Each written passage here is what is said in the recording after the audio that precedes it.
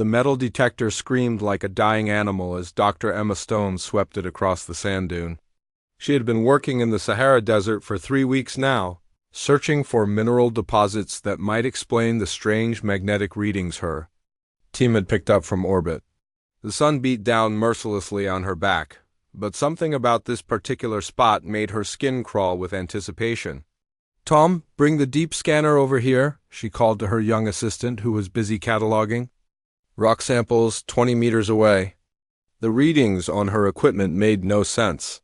According to the display, there was a massive metallic structure buried 3 kilometers beneath her feet. Not just metal, but an organized structure that stretched for miles in every direction. Tom jogged over with the heavy scanning equipment, his face red from the desert heat. "What did you find, Doc?" he asked, setting down the device and wiping sweat from his forehead. Emma had worked with the young archaeologist for 2 years, and she had never seen him look so curious about a dig site. "Look at these readings," Emma said, pointing to the display. "There's something huge down there, bigger than anything we've ever found before." The numbers on the screen showed a structure that was at least 50 kilometers long and 20 kilometers wide. No ancient civilization on Earth had ever built anything that large. Tom stared at the display for a long moment, then looked up at Emma with wide eyes. "That's impossible. There's no way something that big could be buried here without anyone knowing about it." He ran the scanner again, adjusting the frequency to penetrate deeper into the earth. The results were the same every time. Emma pulled out her satellite phone and called her supervisor at the university. "Professor Williams, we need to talk. We found something that's going to change everything we know about ancient history." She explained the readings while Tom continued scanning the area around them. Within 6 hours, 3 military helicopters landed near their campsite. Emma watched as soldiers in desert camouflage set up a perimeter around the dig site. A tall man in an expensive suit climbed out of the lead helicopter and walked toward her with purpose. "Dr. Stone, I'm Director Hayes from the Department of Advanced Research," he said, extending his hand. "We need to discuss what you found here." His handshake was firm and his eyes were serious. Emma had never heard of the Department of Advanced Research, but the way the soldiers snapped to attention when he spoke told her he had real authority. "How did you know what we found?" Emma asked, suspicious of how quickly the government had responded. "We only called the university a few hours ago." Director Hayes smiled, but it didn't reach his eyes. "We've been monitoring unusual energy signatures from this region for months. Your discovery confirms what our satellites have been detecting." He gestured toward the area where Tom was still running scans. "We need to begin excavation immediately." Within 2 days, the small archaeological camp had transformed into a massive operation. Huge drilling machines arrived on cargo planes, along with teams of engineers and scientists Emma had never seen before. The military presence grew to over 200 personnel, all working around the clock to reach whatever was buried beneath the sand. Emma stood next to the first drill site, as the massive machine punched through layer after layer of rock and sand. The deeper they went, the stronger the metallic readings became. At 2.8 kilometers down, the drill bit hit something that made the entire machine shake violently. "We've reached the surface," called out the drill operator, a grizzled man named Pete who had been working oil rigs for 30 years. "Whatever's down there, it's harder than anything I've ever seen." The drill bit, made from industrial diamond, had been completely destroyed by the impact. Tom climbed down into the narrow shaft using specialized climbing gear. His voice echoed up from the depths as he described what he was seeing. "There's a smooth metallic surface down here. It's not rusty or corroded at all. The metal looks like it was polished yesterday." His excitement was clear even through the distortion of the shaft. Director Hayes ordered the excavation expanded. Within a week, they had cleared away enough earth to expose a section of hull plating the size of a football field. The metal was unlike anything Emma had ever seen. It seemed to absorb light rather than reflect it, and strange symbols were etched along its surface in perfect geometric patterns. Emma ran her hand along one of the symbols and felt a slight vibration under her palm. The symbol began to glow. with a soft blue light that pulsed like a heartbeat. "Director Hayes, you need to see this," she called out. Stepping back from the glowing metal, more symbols began lighting up across the exposed surface, creating patterns that seemed to shift and change as they watched. The glow spread outward from where Emma had touched the hull, following lines and curves that suggested this was not just a structure, but a machine of some kind. Tom pointed to the far edge of the excavation site where more symbols were beginning to glow. "It's like the whole thing is waking up," he said in amazement. The pulsing light created shadows that danced across the faces of everyone present. Director Hayes spoke into his radio with urgent whispers, calling for more equipment and personnel. Whatever they had found was clearly beyond anything the government had expected. Emma heard him mention something about similar sites and global activation, but he moved away before she could hear more details as night fell over the dig site. The glowing symbols provided enough light to continue working.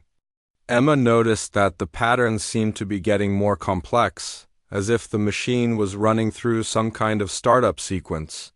The thought both thrilled and terrified her.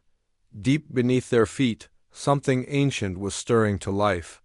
After millions of years of sleep, Emma had no idea that her simple touch had just activated the first of 57 massive warships buried across the planet.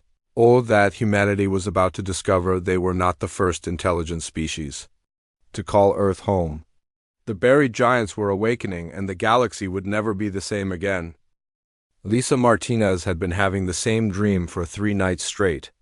In the dream, she was flying through space in a massive ship, her hands moving across control panels she had never seen before but somehow understood perfectly. When she woke up in her small apartment in Phoenix, the feeling of flying among the stars stayed with her all day. She worked as an accountant for a small construction company and had never been interested in science fiction or space travel, but the dreams felt more real than her waking life. In them, she could feel the ship responding to her thoughts, could sense other vessels moving in formation around her, could hear voices speaking in languages that sounded both alien and familiar. On the 4th morning, Lisa turned on the news while making coffee and saw something that made her drop her mug on the kitchen floor. The reporter was standing in front of what looked like a massive excavation site in the desert, talking about the discovery of ancient spacecraft buried beneath the Earth. Government sources confirm that similar sites have been discovered on every continent, the reporter was saying. The ships appear to be millions of years old, but their technology is far beyond anything humanity has ever created. Behind him, Lisa could see the smooth metallic surface of something enormous emerging from the sand. Lisa stared at the screen in shock. The ship in the news footage looked exactly like the one from her dreams. Every detail was perfect, from the strange symbols glowing along its hull to the way the metal seemed to absorb light. She grabbed her phone and called in sick to work, then drove straight to the local military recruitment office. "I need to speak to someone about the ships," she told the confused sergeant at the front desk. "I think I'm supposed to be on one of them." The sergeant looked at her like she was crazy, but something in her voice made him pick up his phone. Within 6 hours, Lisa was on a military transport plane heading to Nevada. She wasn't the only civilian on board. There were dozens of other people, all with the same wild look in their eyes, all talking about dreams of flying through space. A farmer from Iowa, a teacher from Maine, a mechanic from Texas, all drawn to the buried ships by something they couldn't explain. At the Nevada site, Lisa met Dr. Emma Stone, the archaeologist who had discovered the first ship. Emma explained that the glowing symbols on the ship's hulls seemed to be sending out some kind of signal, and people around the world were responding to it.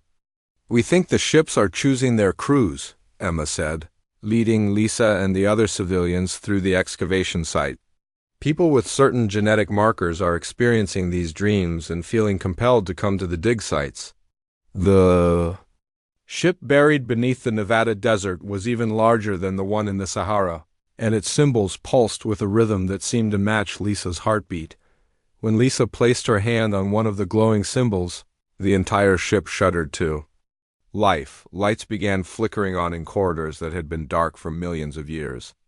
A section of the hull slid open with a soft hiss, revealing an entrance that was clearly meant for human-sized beings. Lisa stepped inside the ship and felt like she was coming home.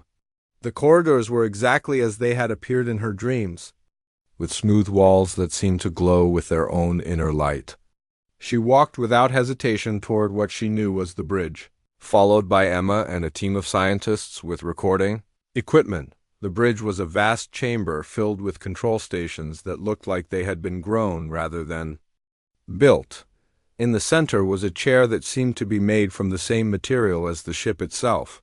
Lisa sat down and felt the chair conform to her body, while displays around the room came to life showing star charts and technical readouts. She somehow understood. "Hello, Lisa Martinez," said a voice that seemed to come from everywhere at once.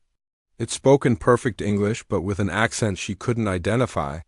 "I am Guardian, the mind of this vessel. I have been waiting for you for a very long time." Emma and her team stared in amazement as Lisa began having a conversation with the ship's artificial intelligence. Guardian explained that the buried ships were the remnants of a vast human empire that had once spanned the galaxy. Millions of years ago, when Earth was still young, humanity had reached the stars and built a civilization that lasted for thousands of generations. Your ancestors knew that a great enemy would one day threaten all life in the galaxy, Guardian told them. They buried their greatest ships on this world and left behind a small population to eventually rediscover their heritage. The AI showed them holographic images of the ancient human empire, with cities that floated in space and ships that could cross the galaxy in days. Dave Wilson, the mechanic from Texas, found himself instinctively understanding the ship's engines, even though they operated on principles that human science had never discovered. He could see how the quantum field generators created bubbles in space-time, how the fusion reactors drew power from the fabric of reality itself.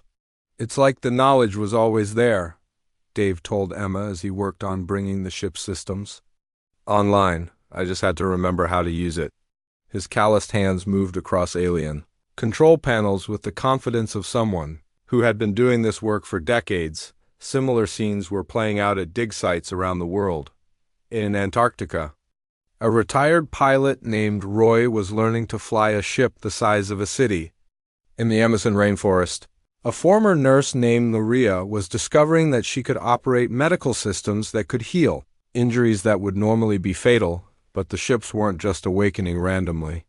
Guardian explained that they were responding to genetic markers that had been carefully preserved in the human population for millions of years. The people being drawn to the ships were the descendants of the original crews, their bloodlines maintained across countless generations. For this moment, Emma watched in amazement as ordinary people transformed into the operators of the most advanced technology in the galaxy. The ships seemed to know their crews better than the crews knew themselves, guiding them through systems that should have taken years to learn. As more ships came online around the world, their crews began communicating with each other through systems that operated faster than light. Lisa found herself coordinating with Roy in Antarctica and Maria in Brazil, planning formations and strategies for purposes she didn't yet understand. Guardian's voice took on a note of urgency as it spoke to all the crews simultaneously. "The awakening of our fleet will send signals across the galaxy. The enemy that drove your ancestors to hide will detect these signals and come to investigate."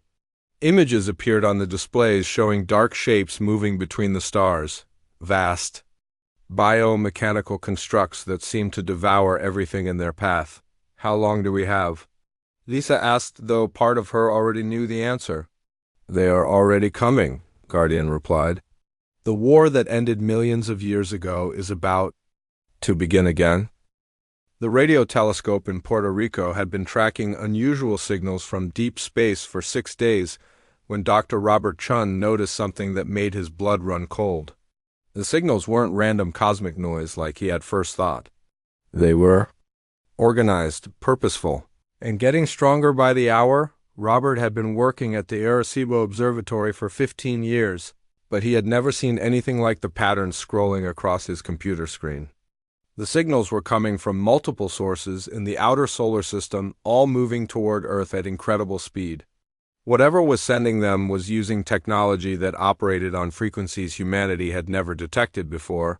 He picked up his phone and called the director of NASA's Deep Space Network. "We have a problem," he said, watching as more signal sources appeared on his display.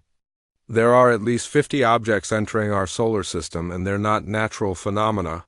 Within hours, every major government on Earth received the same terrifying report. Massive objects, each one larger than Earth's moon, were approaching the solar system from multiple directions.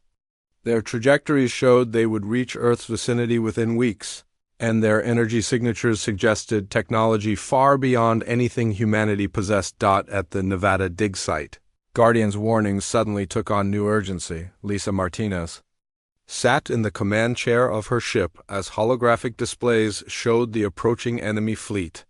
The biomechanical constructs looked like massive insects crossed with machines, their hulls pulsing with organic life while bristling with weapons that could crack planets. "These are the Devourers," Guardian explained to the assembled ship crews through their quantum communication network. "They are not a single species, but a collective consciousness that absorbs entire civilizations. Every world they consume adds to their knowledge and power." Roy Peterson, the retired pilot who had bonded with the Antarctic ship, studied the tactical displays showing the enemy's approach vectors. His ship, which he had named Defiance, was one of only 12 vessels that were combat-ready. The others were still awakening or had crews that were still learning their systems. "How many ships do they have?" Roy asked, though he dreaded the answer. "Our sensors detect several thousand vessels in the approaching fleet," Guardian replied. "They have been growing stronger for millions of years, consuming every civilization they encounter." The holographic display zoomed out to show the true scale of the enemy force. It looked like a dark cloud spreading across the solar system, blotting out the stars behind it. Dave Wilson worked frantically in the engine room of Lisa's ship, trying to bring the weapon systems online. The ancient technology was incredibly advanced, but it required precise calibration that took time they didn't have. Each ship mounted energy weapons that could destroy asteroids with a single shot, but only if they could be properly activated. "The enemy will reach Earth's orbit in 18 days, Guardian announced to all the crews. "They will not attempt to destroy the planet immediately. The Devourers prefer to harvest civilizations slowly, absorbing their knowledge and adding their populations to the collective consciousness." Maria Santos, who had bonded with the ship buried in the Amazon, coordinated the medical preparations for what was clearly going to be a desperate battle. Her ship's healing systems could repair injuries that would normally be fatal, but she knew they would be overwhelmed if the enemy managed to damage the human fleet. The first contact came sooner than expected. A single Devourer scout ship, no, larger than a building, materialized in Earth's atmosphere above New York City. It moved without making any sound, its biomechanical hull rippling like liquid metal as it descended toward the crowded streets below. Lisa launched her ship from the Nevada site, breaking through the atmosphere in seconds. The acceleration should have killed her, but the ship's gravitational fields protected her from the incredible forces involved.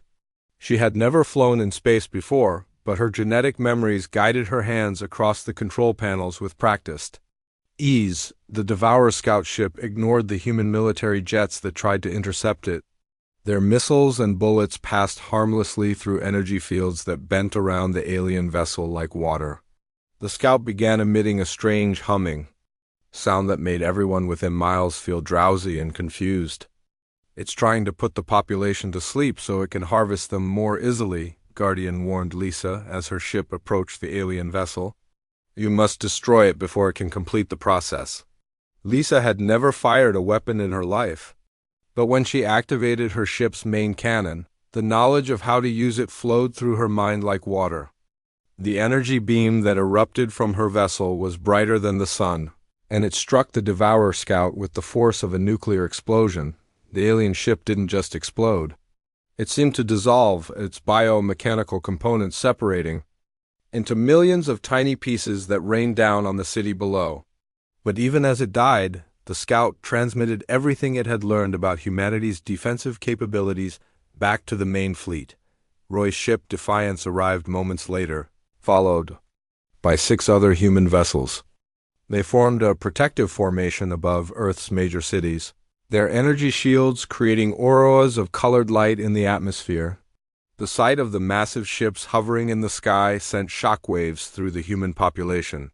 The enemy knows we're here now, Roy said over the communication network. They'll send more scouts to test our defenses. He was right. Within 6 hours, 3 more Devourer vessels materialized around the planet, each one larger and more heavily armed than the first. The battle that followed raged across Earth's sky for 3 days. Human ships that had been buried for millions of years fought against biomechanical horrors that had consumed countless worlds. The energy weapons of both sides lit up the atmosphere like continuous lightning. While debris from destroyed alien vessels fell like burning rain, Lisa destroyed 2 enemy scouts but lost her shields in the process. Dave worked desperately to repair the damage while she maneuvered her ship through swarms of smaller Devourer organisms that tried to attach themselves to her hull. The aliens didn't just build ships, they grew them, and each vessel was alive in its own horrible way. Roy's ship Defiance took the worst damage when a Devourer vessel rammed it directly. The alien ship's biomechanical hull tried to merge with his vessel, sending tendrils of living metal through his ship's corridors. Roy had to flood entire sections with energy from his ship's core to burn out the invasive organisms. By the end of the 3rd day, humanity had won its first victory against the Devourers. All the scout ships had been destroyed, and Earth remained free. But the cost had been terrible. 2 human ships had been lost when their crews were overwhelmed by alien boarding organisms, and hundreds of people in the cities below had been harvested by the enemy scouts before they could be stopped. Guardian's voice carried a note of grim satisfaction as it addressed the surviving crews. You have proven that humanity still possesses the warrior spirit of your ancestors, but this was only the beginning. The main Devourer fleet will arrive within days, and they now know exactly what they face. Lisa looked at the tactical displays showing the approaching enemy armada. Thousands of biomechanical vessels, some as large as moons, were closing in on Earth. Her fleet of 12 ships seemed pitifully small against such overwhelming numbers. How did our ancestors ever defeat them? She asked. They didn't, Guardian replied. Your ancestors chose to hide rather than fight, hoping that future generations would be strong enough to finish what they started. That future has arrived, and humanity's survival depends on what you do in the coming battle. The enemy main fleet would reach Earth's vicinity in less than a week. The war for humanity's future was about to begin. Alex Turner had been a taxi driver in Chicago for 12 years when the dream started. Now he sat in the command chair of the most powerful warship humanity had ever built, watching as his gunners practiced formations that his ancestors had used to conquer galaxies. The ship had chosen him 3 days after the first battle with the Devourer scouts, and he was still getting used to the idea that he was now responsible for the lives of 200 crew members. His ship, which he had named Vengeance, was one of 7 new vessels that had awakened in the days following humanity's first victory. Guardian explained that the battle had triggered activation protocols in ships that had been waiting for proof that their crews were ready for war. The ancient AI network was bringing humanity's buried fleet online as fast as their crews could learn to operate them. Alex, we're detecting movement in the asteroid belt, reported his sensor operator. A former librarian named Beth who could now read displays that showed the positions of objects millions of miles away. The enemy is setting up some kind of forward base on the larger asteroids. Alex studied the tactical display that appeared in the air above his command chair. Red dots representing Devourer vessels were spreading throughout the asteroid belt, using the rocky debris as raw material to construct what looked like massive biomechanical structures. The aliens were building a fortress that would control the approaches to Earth. They're not just planning to attack, Alex realized. They're planning to stay. He opened a communication channel to the other ship commanders. Lisa's voice came through clearly despite the fact that her ship was currently on the far side of the planet. "We can't let them establish a permanent base in our system," Lisa said from her position above the Pacific Ocean. "If they fortify the asteroid belt, we'll never be able to break through to attack their main fleet." Roy's ship Defiance was currently docked with one of the orbital platforms that Guardian had constructed to support the human fleet. His crew was working around the clock to repair the damage from their fight with the scouts, replacing hull plating that had been partially dissolved by alien bioweapons. "I agree," Roy said over the communication network. "But we only have 19 ships combat ready, and intelligence reports show at least 300 enemy vessels in the asteroid belt. We need more firepower before we can attempt an assault." "Guardians." Voice joined the conversation, speaking to all the commanders simultaneously. "There is a way to accelerate your fleet's growth.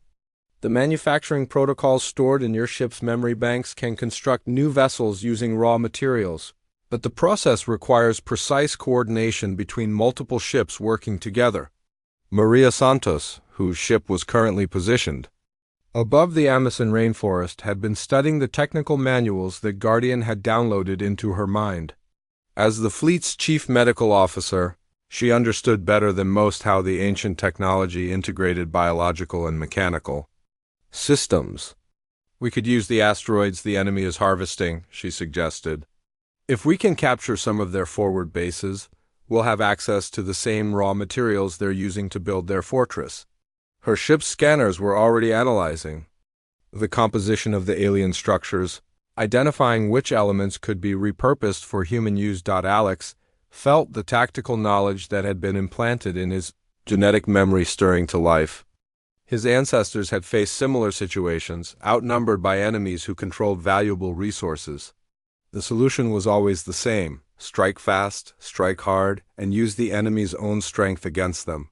"Guardian, how long would it take to build new ships using captured materials?" Alex asked. "With the proper raw materials and 3 ships working in coordination, a new vessel can be constructed in approximately 72 hours, Guardian replied.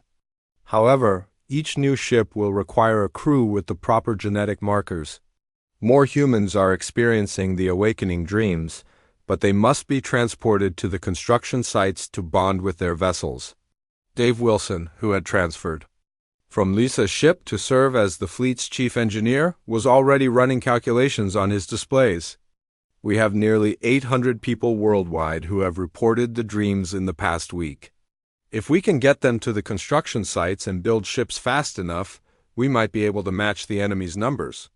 The plan that emerged from their discussions was audacious even by the standards of humanity's warrior ancestors. They would launch simultaneous attacks on 3 different asteroid bases, capture the alien facilities intact, and use the enemy's own resources to build a fleet large enough to challenge the main Devourer Armada. Alex led the first assault team, taking vengeance in 4 other ships in a high-speed approach toward the largest alien base. The Devourer facility had grown like a cancer across the surface of the asteroid series, its biomechanical tendrils extending deep into the rocky core to extract minerals and metals. The enemy sensors detected the approaching human ships when they were still millions of miles away, but Alex had learned from studying the tactical records of his ancestors. Instead of attacking directly, he ordered his ships to use the gravitational fields of nearby asteroids to bend their approach vectors, making it impossible for the aliens to predict their exact attack route.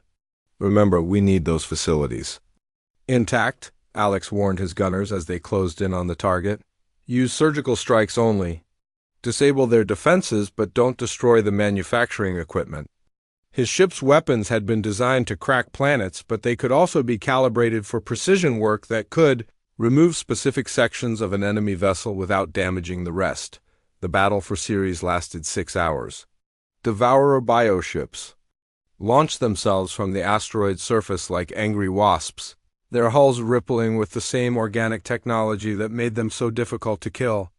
But Alex's ships had learned from their previous encounters, using energy weapons tuned to frequencies that disrupted the aliens' biomechanical systems. Roy's team attacked the second target, a facility that the enemy had built inside a hollowed-out asteroid in the outer belt.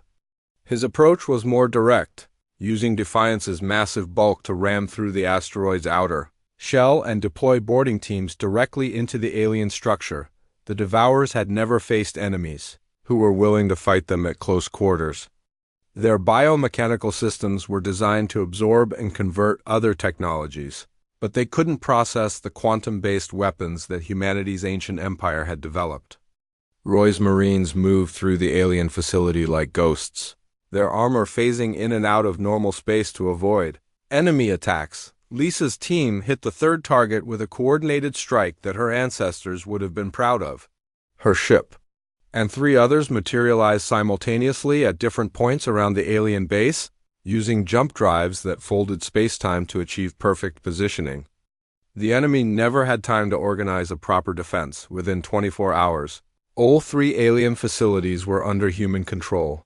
The Devourer biotechnology was more advanced than anything humanity had seen before, but Guardian's analysis revealed that much of it could be adapted for human use.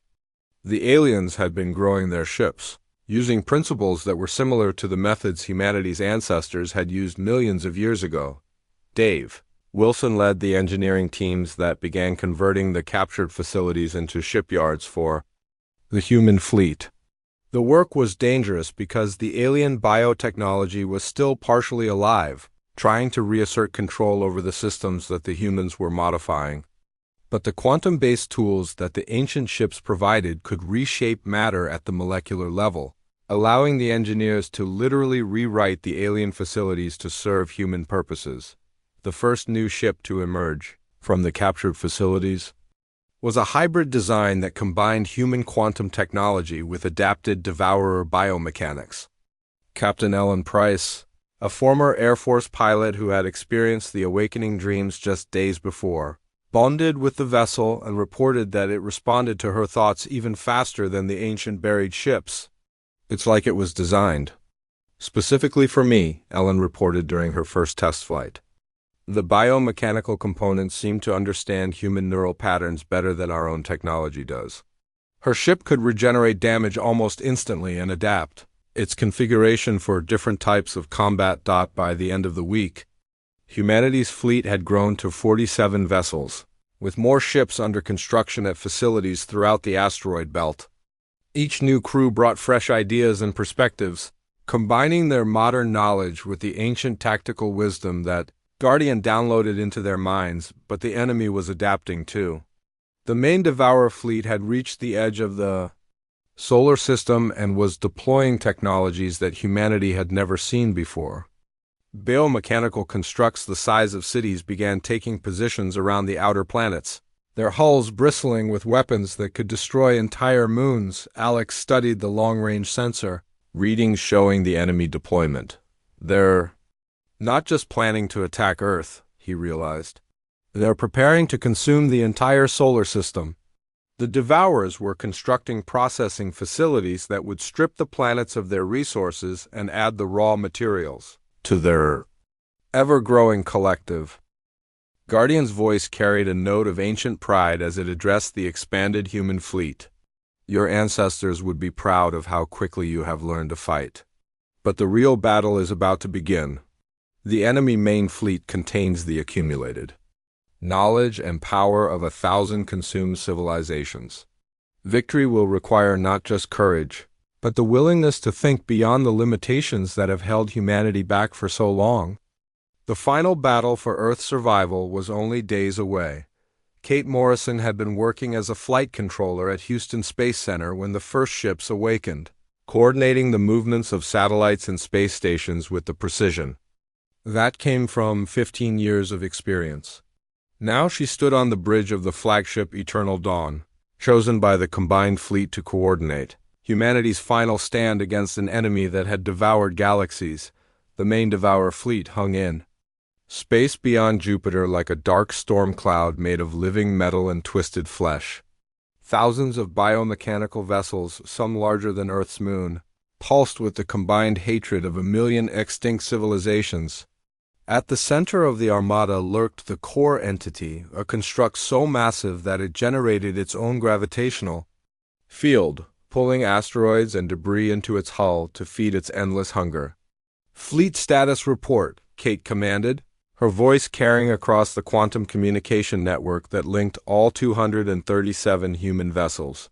The past month had seen the most rapid military expansion in human history, with ships being constructed faster than crews could be trained to operate them. "All vessels report ready for combat," replied Alex Turner from his ship Vengeance, which had become the fleet's primary assault unit.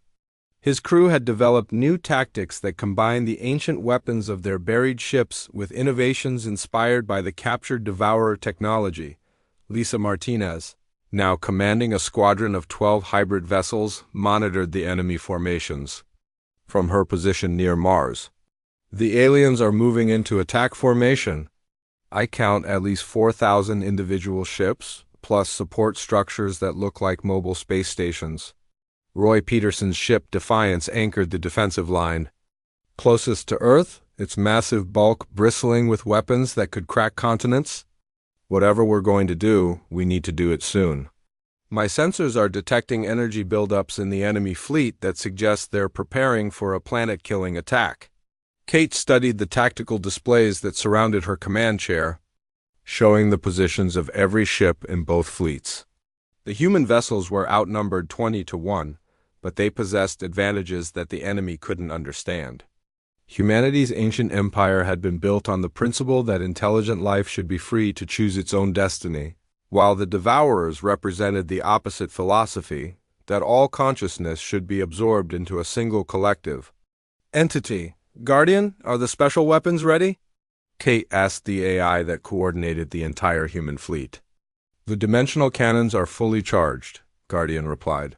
"However, their use will require precise coordination between all vessels in the fleet. If even one ship fires out of sequence, the resulting quantum cascade could destroy both fleets." The dimensional cannons were the most advanced weapons that humanity's ancestors had ever created, devices that could literally tear holes in the fabric of space-time itself. They had never been used in actual combat because the ancient human empire had hidden its fleet before the weapons could be tested against the Devourers. Dave Wilson, now serving as the fleet's chief technical officer, coordinated the final preparations. From his position aboard a mobile construction ship, "All vessels report weapon synchronization complete. We'll have one chance to use these things before the enemy adapts to counter them."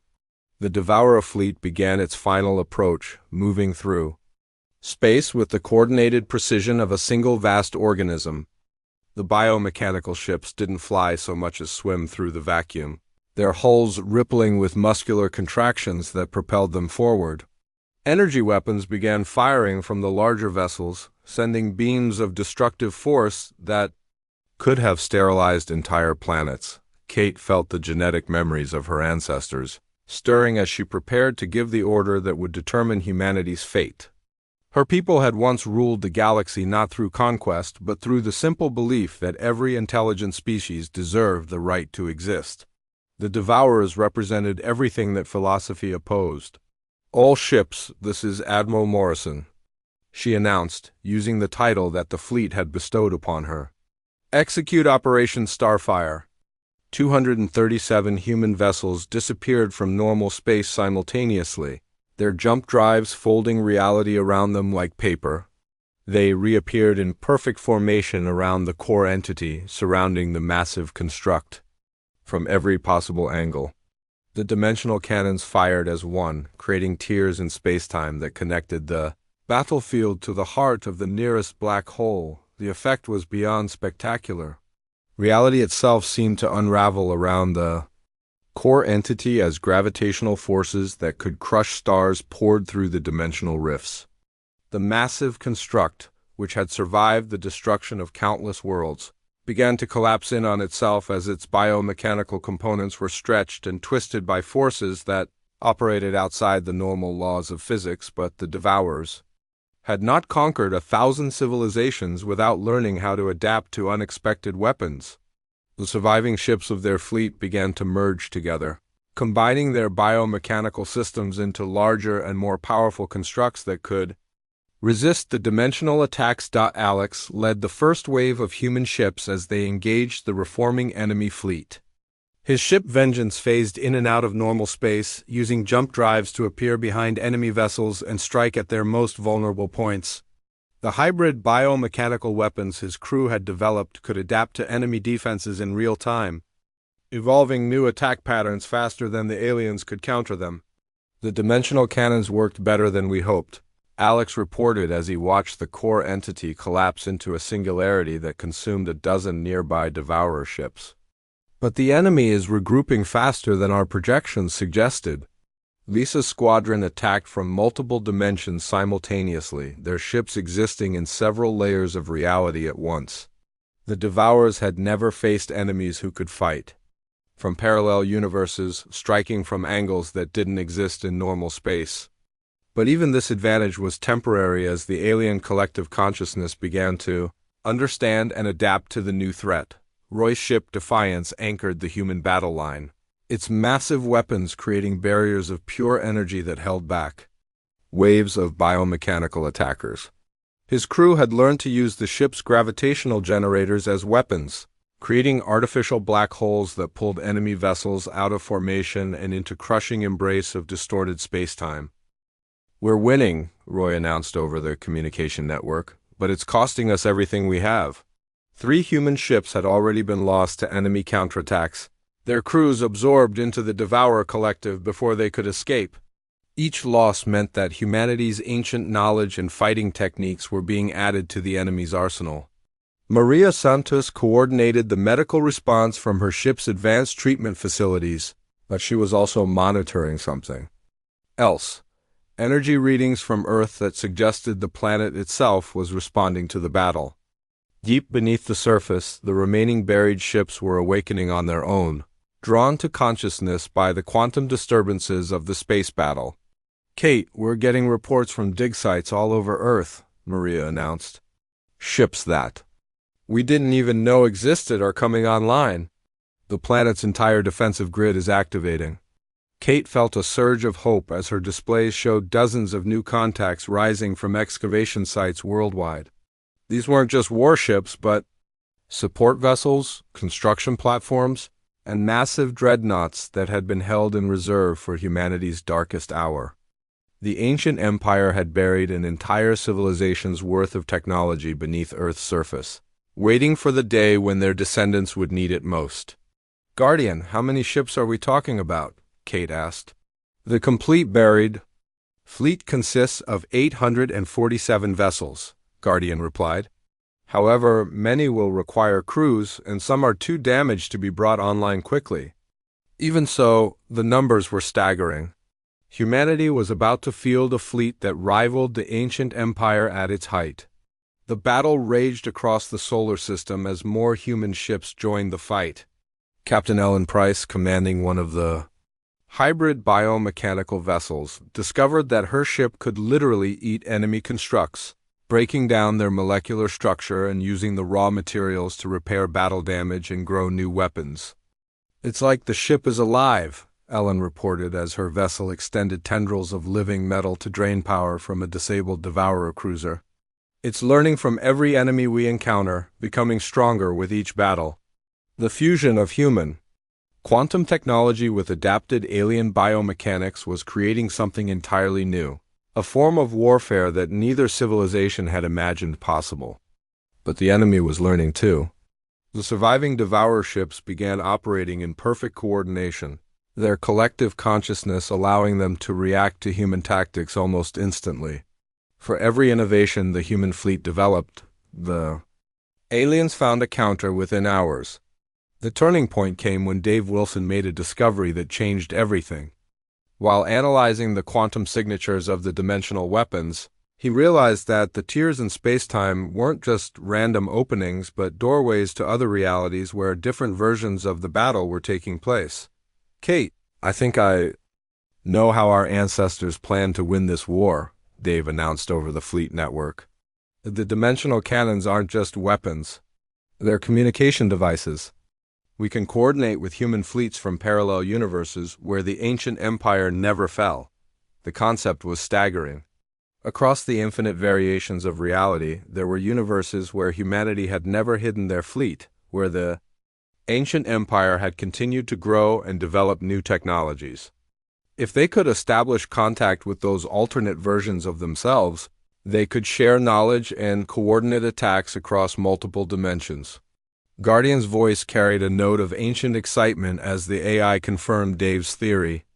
Your ancestors built the dimensional network to ensure that humanity could never be completely destroyed. Even if one reality fell to the Devourers, others would continue the fight. Kate made the decision that would echo across multiple universes.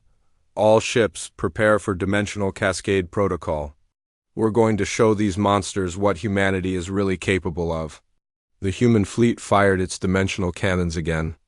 But this time the weapons were configured to create stable portals rather than destructive rifts. Through the tiers in spacetime came ships from realities where humanity had never stopped expanding, where the ancient empire had developed technologies that made the current fleet look primitive. Alternate versions of Kate, Alex, Lisa, and Roy led fleets of impossible vessels that existed in multiple dimensions simultaneously. The combined armadas represented not just one civilization's desperate last stand, but the collective might of humanity across infinite realities. The final assault on the remaining Devourer forces was unlike anything the galaxy had ever seen. Ships that existed in quantum superposition attacked from all possible angles at once. Weapons that drew power from the birth of stars themselves. Reduced biomechanical constructs to their component atoms. The collective consciousness that had devoured 1,000 civilizations found itself facing an enemy that literally couldn't be defeated, existed in forms that couldn't be completely destroyed. When the last Devourer vessel finally collapsed into quantum foam, Kate stood on the bridge of eternal dawn and looked out at a solar system that had been transformed. The battle had left scars in spacetime itself, creating aura-like displays that would be visible from Earth for generations. But more importantly, it had awakened something in humanity that had been sleeping for millions of years. Guardian, what happens now? Kate asked as she watched construction ships beginning to repair the battle damage. Now you reclaim your birthright, Guardian replied. The dimensional network is active, and contact has been established with human colonies that have been hidden across the galaxy for millions of years. The empire that your ancestors built never truly fell. It was only waiting for the right moment to return. As Kate's fleet began preparing for the journey to the stars, she realized that the buried giants had been more than just weapons. They had been seeds planted in Earth's soil to grow into something that would surpass even the achievements of the ancient empire. Humanity was no longer hiding.